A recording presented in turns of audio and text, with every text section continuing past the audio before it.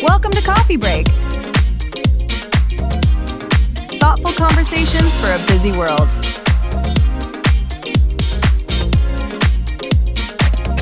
Let's begin. Have you ever considered the possibility that the more books you read, the less you actually know yourself? Oh, wow. Yeah, that's a completely counterintuitive thought right out of the gate. Right. I mean, especially for those of us who, really pride ourselves on being endlessly curious. Absolutely. We Yeah. treat reading and gathering info as the ultimate virtue. Exactly.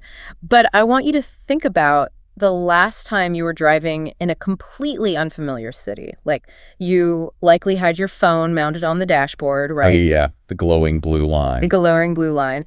And you're just blindly following that GPS app, You take a left, you take a right, you merge onto a highway. And you're doing it all on autopilot. Totally. You execute all of these maneuvers without even, glancing at the actual street signs or the landmarks around you. Yeah, and cognitive psychologists actually have a term for that specific phenomenon. Oh, really? What is it? It's called cognitive offloading.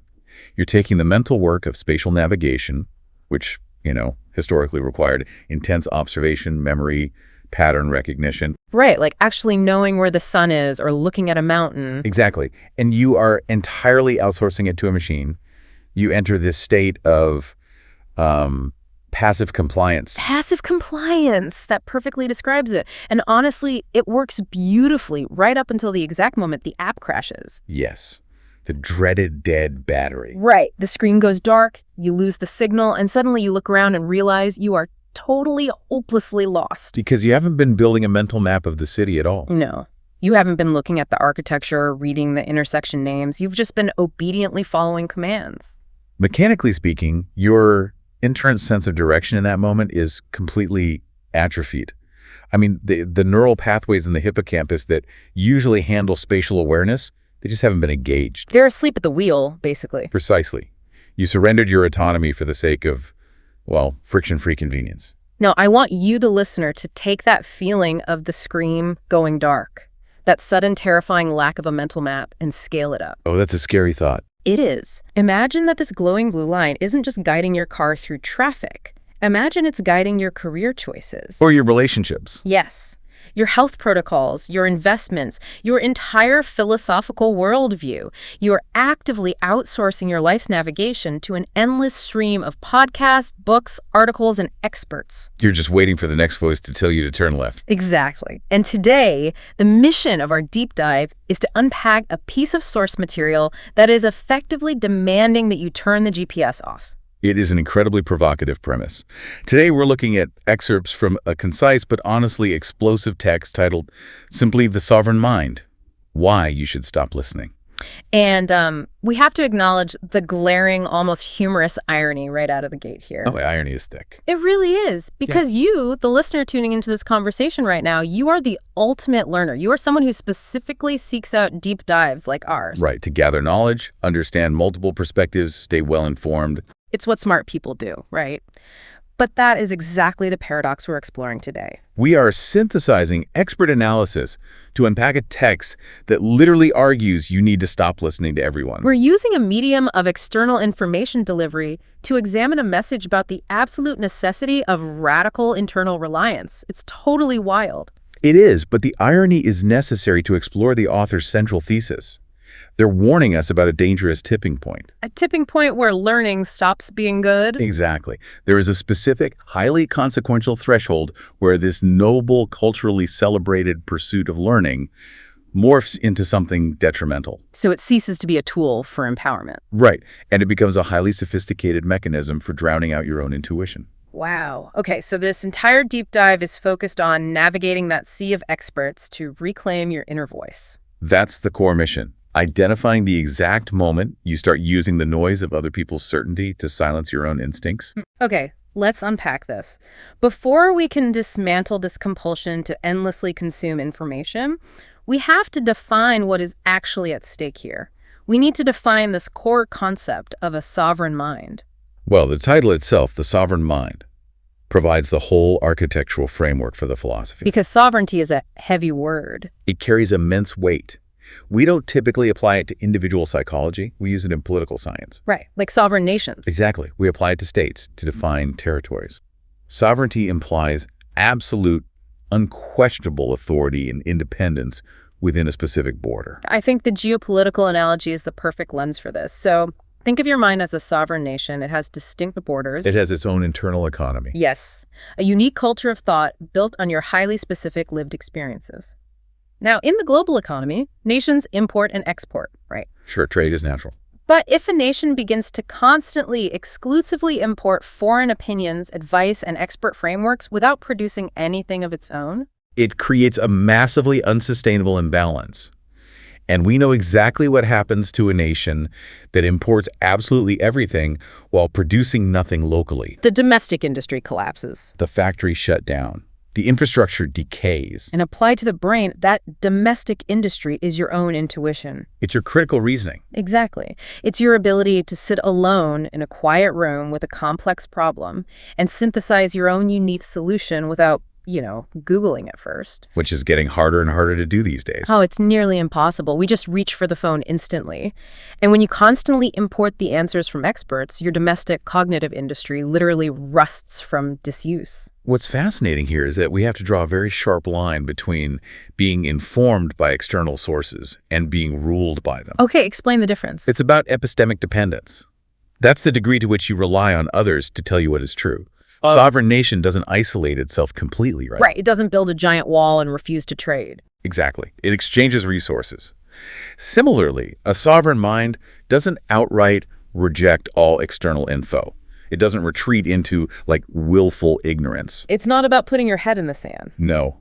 Rather, it retains the ultimate final authority over how that information is applied. So to stick with the analogy, it sets the tariffs on the imported ideas. That's a brilliant way to put it. Yes, it sets the tariffs. It decides what crosses the border, evaluates the quality of the intellectual goods. And determines how they actually integrate into the existing domestic framework. Exactly.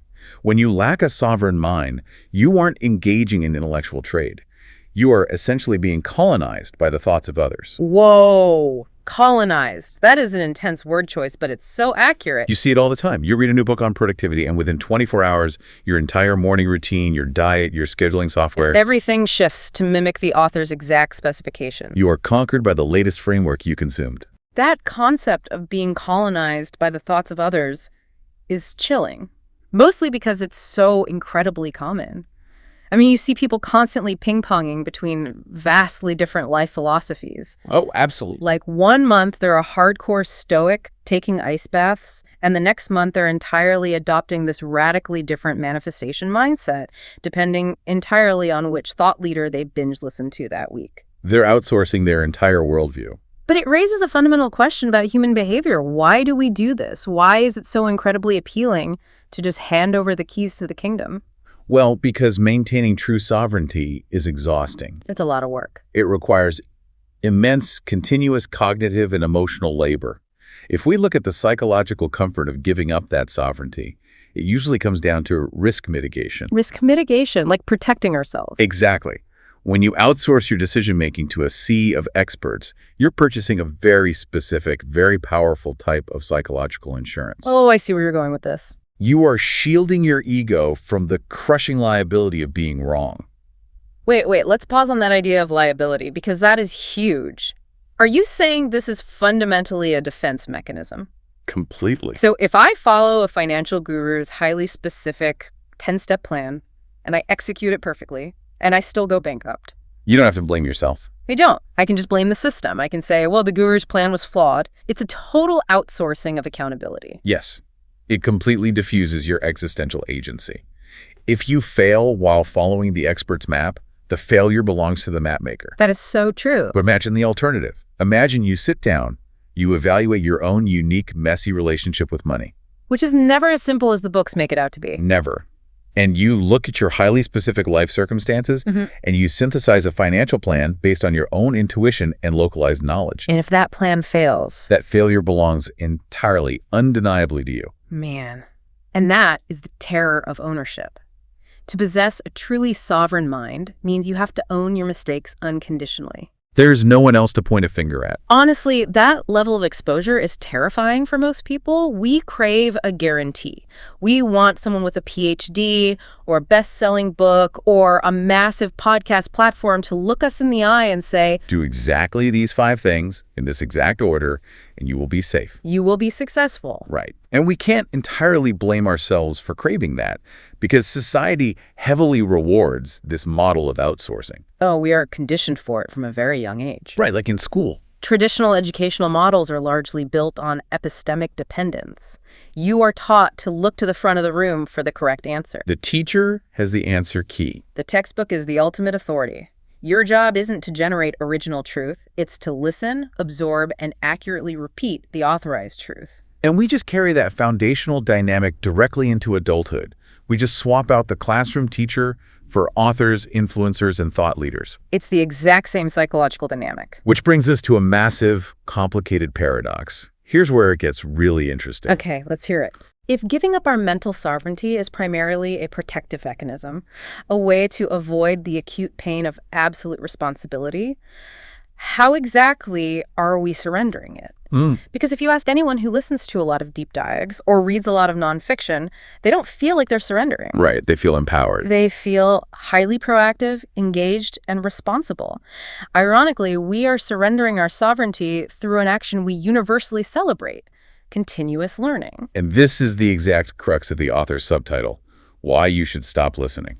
It's so aggressive. It is a direct, unapologetic attack on the modern compulsion to endlessly consume information under the socially acceptable guise of self-improvement. Now, I have to push back here. I am struggling with this line of thought, and I think the listener might be too. Go for it. Play devil's advocate. I mean, we're sitting here literally hosting a show dedicated to analyzing external sources. We believe in the power of shared knowledge. We do. So isn't learning inherently good? Where is the line between being a curious, informed individual who values data and being an information hoarder who uses research as a shield against reality? It's a great question. If we connect this to the bigger picture, to find that line, we have to look at the mechanics of analysis paralysis. Okay, analysis paralysis. We all know that feeling. Right. But we need to reframe how we usually understand it. We typically think of it as a passive state. Like you're stuck simply because there are too many options and your brain overloads. Like trying to pick something to watch on Netflix. Exactly. But the author's premise suggests a much more intentional, albeit subconscious, mechanism. Analysis paralysis is actually an active form of self-silencing. Self-silencing. Okay, wait. So the paralysis isn't an accidental side effect of having too much data. The paralysis is actually the subconscious goal of gathering the data. In many, many cases, yes. Let's look at the neurology of it. When you endlessly consume podcasts and articles and advice to prepare for a major decision, you trigger the brain's reward center. So you feel good about just researching. Yes. You experience what's called the illusion of competence. Every time you finish a chapter of a self-help book, your brain releases dopamine. Tricking you into feeling like you've actually accomplished a tangible goal. Exactly. Even though you haven't taken a single real-world risk. Sure. You are using the sheer volume and the authoritative noise of other people's certainty to drown out the quiet, often incredibly uncomfortable nudges of your own inner voice. I want to ground this in a scenario that I think will be painfully relatable for a lot of people listening. Let's do it. Think about a time when you were considering a major life pivot. Let's say it was a career change. Deep down, your intuition, that domestic cognitive industry we talked about earlier, was already speaking to you. It usually is. Right. You knew you were miserable in corporate marketing. You knew you needed to pursue a more creative path like graphic design. You already possessed the core answer. Yes, because intuition is fundamentally rapid pattern recognition. It synthesizes your past experiences, your emotional state, and your localized knowledge instantly. It's that gut feeling. But while intuition is immediate and clear about the direction, it rarely provides a detailed, risk-free, step-by-step roadmap. Right. It gives you the destination, but it utterly refuses to give you the safety net. Exactly. So faced with that terrifying lack of a safety net, what do? You don't take the leap. Instead, you open 40 browser tabs. Oh, the endless tabs. You start reading massive industry reports on the state of the graphic design market. You listen to 5 different long-form interviews with successful agency founders. You buy 3 different books on how to transition out of the corporate world. And what do you tell yourself while you're doing all this? You convince yourself that you are merely preparing. I'm doing my due diligence. Right. You tell your partner, your friends, I'm just being responsible before making a reckless move. I'm just gathering the facts so I can make an informed decision. But if we are being brutally honest, gathering just one more source is an excuse. It's stalling. It is a highly sophisticated, socially applauded form of procrastination.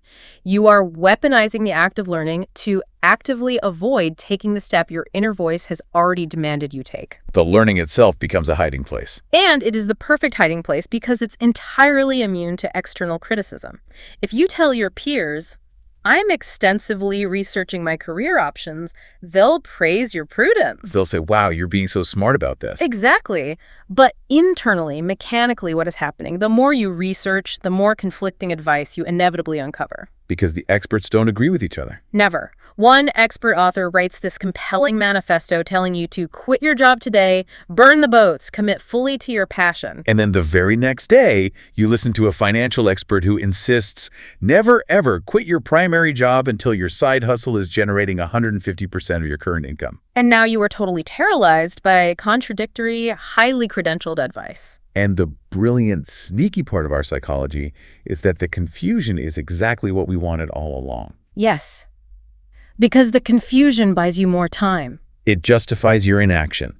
It forces you to seek out even more experts to break the tie between the previous experts. That's a doom loop. You have successfully drowned out your own clear intuition with the cacophony of the sea of experts. Your sovereign mind has been completely overrun by foreign advisors, all shouting over each other with their conflicting blueprints. While your own inner voice is just relegated to the background, totally ignored. It's like we treat information as an anesthetic. That's a great word for it. Anesthetic. If the reality of what we need to do hurts too much, or if the risk scares us too much, we just apply another layer of data to numb the existential anxiety. Leave one more podcast episode. Right. We consume another book, attend another seminar until we are so overstuffed with other people's frameworks that we literally cannot hear ourselves think. We lose contact with our own somatic markers. Somatic markers. Yeah, those physical gut feelings that usually guide our best decisions, the tightness in your chest, the butterflies in your stomach, we just numb them with data. This brings us to a really crucial framework for evaluating our consumption. Psychologists sometimes refer to the information-action ratio. Okay, I like the sound of this. Information-action ratio. It's pretty simple. If you consume 5 hours of advice on how to start a business, but you spend 0 hours actually building the business, the information has ceased to be a tool. It has become a sedative. Wow. 5 to 0 is a terrible ratio. A truly sovereign mind naturally seeks to maintain a 1-to-1 ratio. For every hour of external input you import, there must be an hour of localized, intuitive output where you apply, test, or physically act upon that information. That ratio is a fantastic mental model. It instantly highlights when you are tipping from learning into hiding. If your input is at 100 hours and your output is at 0, you aren't preparing. You're hiding. Plain and simple. And this is exactly why the author of our source text uses the blunt phrase, stop listening. Though it's important to clarify that this isn't a plea for anti-intellectualism. No, not at all. The author isn't suggesting that all books are inherently bad or that all experts are charlatans. It's a targeted intervention. It's a demand to break the dopamine cycle of using external input as a psychological pacifier. It is essentially an information detox. And like any detox, when you forcibly stop the endless consumption, the initial physiological and psychological result is acute anxiety. Oh, the withdrawal symptoms. Yes. The silence feels deafening, almost oppressive. All those foreign advisors, the podcasts, the gurus, they have all been kicked out of the kingdom. And now it's just you, sitting alone in the empty throne room of your own mind. And that is the exact moment the real work begins. You have to start governing yourself. You have to start making decisions based on your own internal compass. even if that compass feels rusty. Even if you aren't perfectly sure it points true north. You have to trust it enough to take a single step and then calibrate your direction based on the real-world results of your own actions, rather than calibrating based on the theoretical advice of a guru who has never lived your specific life. Which transitions us perfectly to what is arguably the most brilliant and certainly the most challenging part of the source material we're examining today. Oh, yes. This is where it gets crazy. The author doesn't just diagnose this widespread epistemic dependence and tell you to stop listening to the vague, generalized sea of experts. No, they get very specific. They make a very specific, aggressive, and highly unusual demand about who exactly you need to cut off to fully reclaim your sovereignty. So what does this all mean? This is the kicker. This is the part of the text that fundamentally shifts the entire paradigm. The full subtitle of the work isn't just why you should stop listening. Wait for it. The full subtitle is why you should stop listening to everyone, including me. That parenthetical addition, including me, is the absolute pivot point of the entire philosophy. It's wild. It elevates the work from being just another prescriptive self-help mandate into a profound philosophical short circuit. When I first read that, it literally stopped me in my tracks. The author has deliberately created an unresolvable loop. A paradox. Yes. Think about it. If you are a dedicated reader of this author and you find their argument about sovereignty incredibly compelling and you want to follow their advice perfectly, the only mathematical way to follow their advice is to immediately stop listening to their advice. It's structurally reminiscent of the classic liar's paradox. This statement is false. Right. If it's true, it's false. If it's false, it's true. Your brain just breaks. Exactly. But here, the paradox isn't just a fun logic puzzle. It is applied directly to the dynamic of authority and instruction. It reminds me of the famous Zen Buddhist koan. If you meet the Buddha on the road, kill him. Oh, that's a perfect parallel. And obviously, it's not advocating literal violence. It's a metaphorical instruction about the danger of externalizing enlightenment.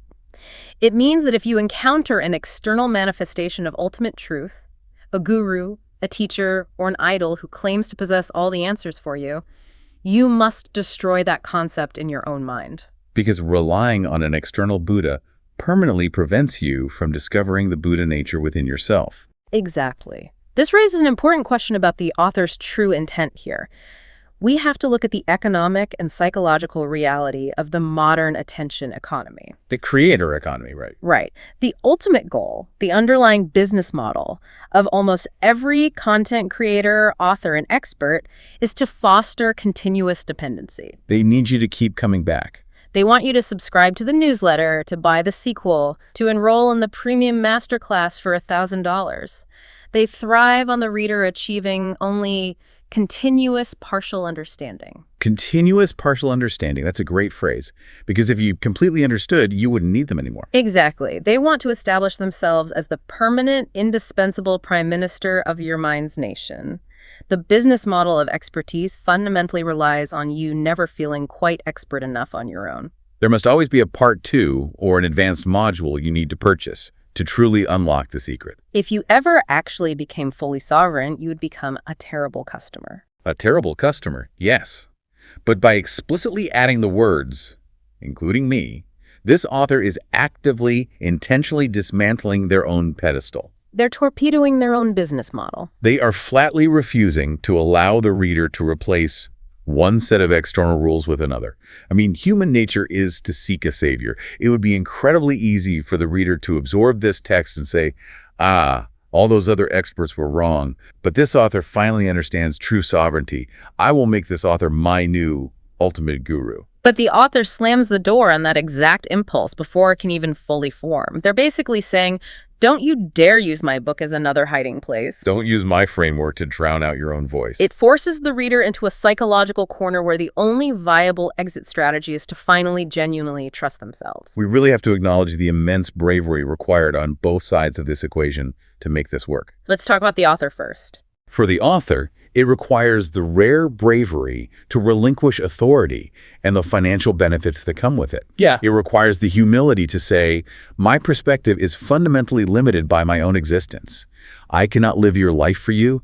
I don't possess your localized intuition, and I refuse to participate in the charade that I do. That level of intellectual honesty is exceedingly rare in the expert space today. It's almost unheard of. And for the listener, for the reader, the bravery required is arguably even greater. Oh, without a doubt.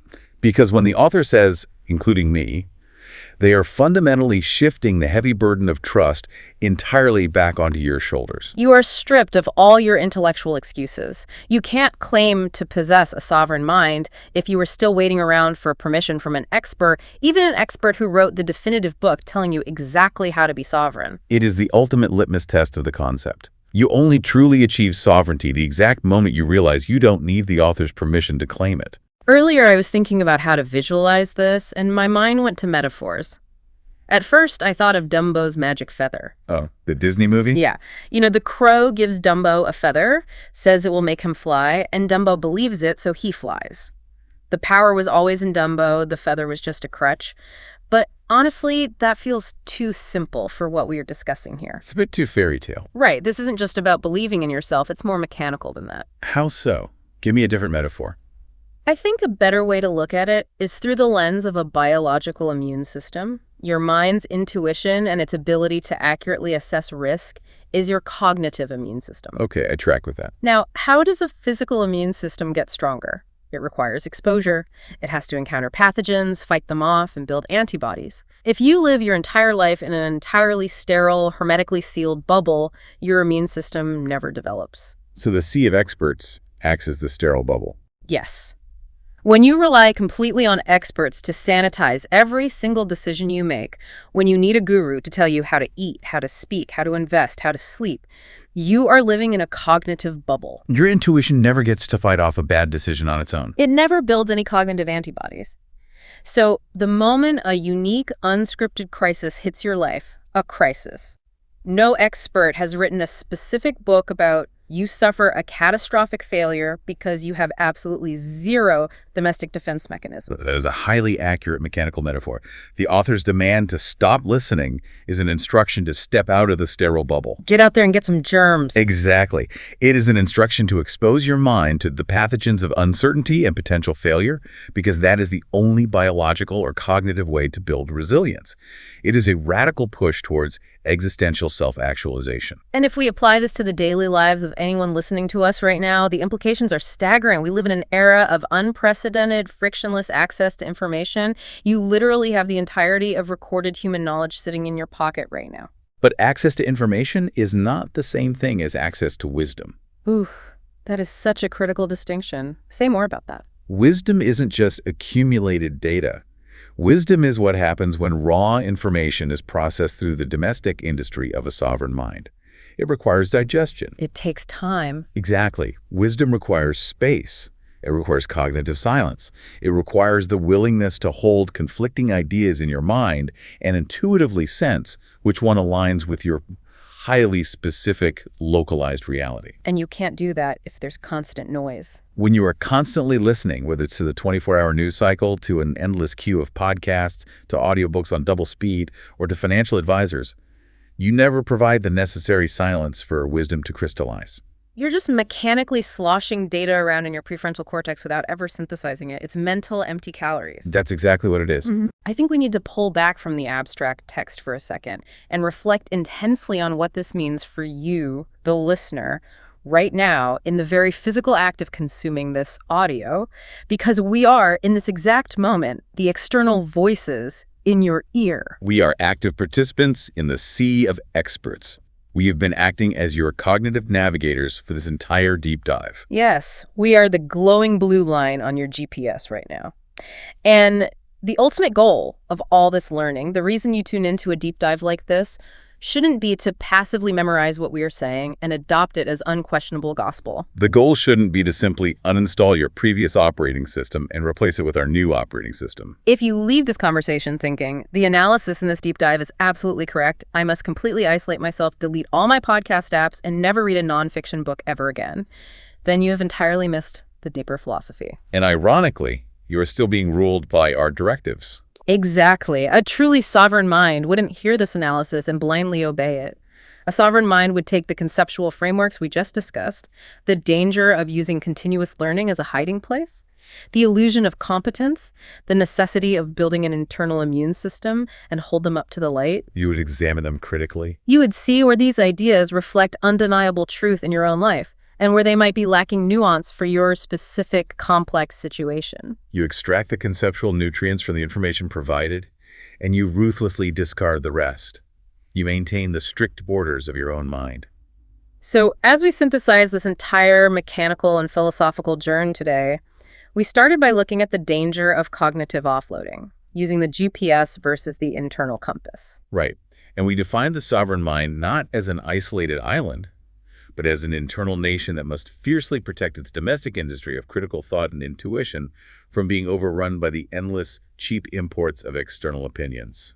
We then explored the psychological trap, the epistemic liability of how excessive learning and information gathering can actually mutate into a form of active self-silencing. We use the authoritative noise of experts to trigger dopamine loops, giving us the illusion of progress while actively drowning out the terrifying responsibility of trusting our own intuition. And owning our own existential decisions, we hide behind the information-action ratio. And finally, we confronted the ultimate beautiful paradox of the author's final demand to reject all external voices, even their own. By adding that crucial phrase, including me, the author intentionally breaks the guru-follower dynamic. They refuse to let you outsource your liability to them, handing the absolute unvarnished responsibility of self-trust back to where it belongs, with you.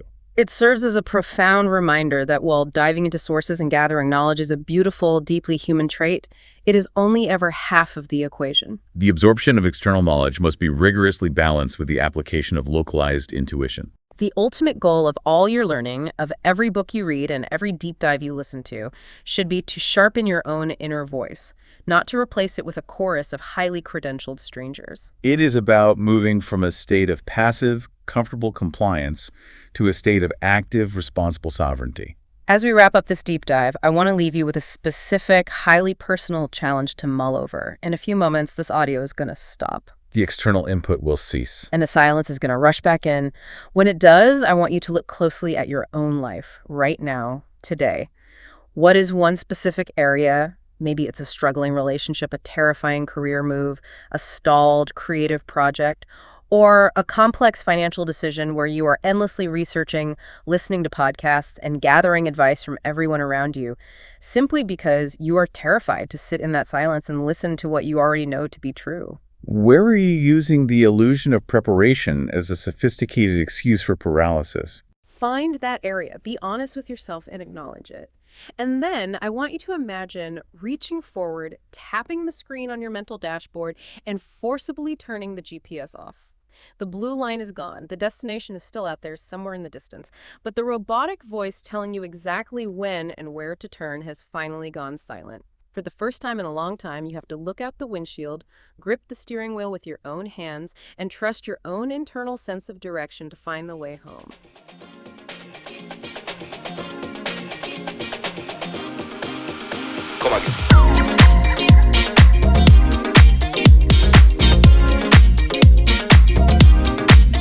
Thanks for spending this time with us on Coffee Break. If this conversation stayed with you, you can find more episodes here on the channel. Until next time, take care.